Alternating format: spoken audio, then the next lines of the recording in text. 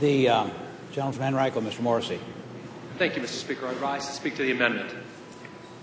Mr. Speaker, this amendment removes the proposed acceleration of semiconductor grant payments to a company called Qimonda. Now, ladies and gentlemen of the House, I'm fully aware that these are very difficult times. I'm not asking in this particular amendment to find money for this particular program, no matter how laudable. I'm asking you to reject the amendment for the following reason. All we're doing in this amendment is accelerating the payments. This particular plant, Qimonda, is in eastern Henrico County, a county that's represented by my colleagues Delegate Pease, Delegate Ingram, and others. They manufacture chips, 200 millimeter chips and 300 millimeter chips. It's an ultra-competitive business, and this plant that produces 200 millimeter chips is the only plant left in Bike that manufactures those disc chips in the country. Qimonda does not have any other plants that manufacture that size. Let me tell you a little bit about Qimonda, and I'll be brief, but I think it's important that you realize this. When Qimonda came into the Commonwealth, they announced that they would invest $2.1 billion. They invested $3.2 billion. Qimonda said that they would invest in 2,500 jobs. They invested in 2,700 jobs. What Qimonda is asking, so that they don't lose this business, is that we accelerate the payments. Move it up one biennium. We already owe the money to Qimonda, we're just accelerating it.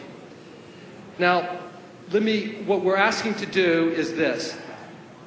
$5.4 million is owed in fiscal year 2011 by the Commonwealth in these grant payments.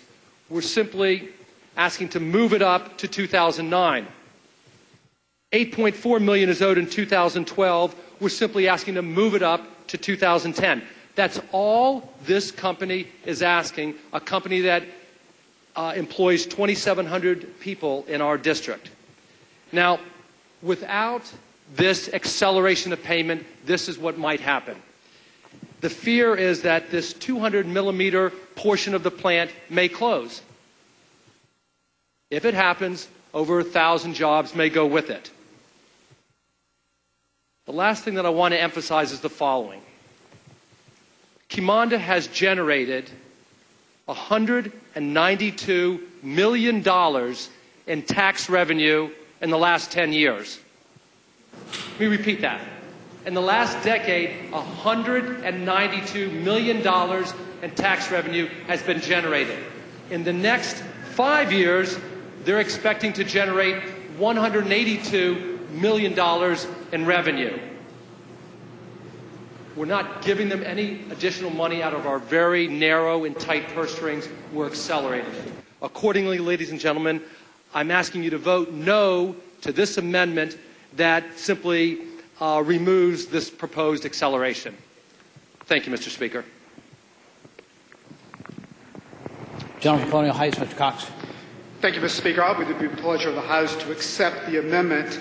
Basically, what this does is it cancels the acceleration. Let me remind the body that retained in the budget is $20.5 million in total semiconductor manufacturing incentive grants, all but $3.7 million of which is being paid to Qimonda.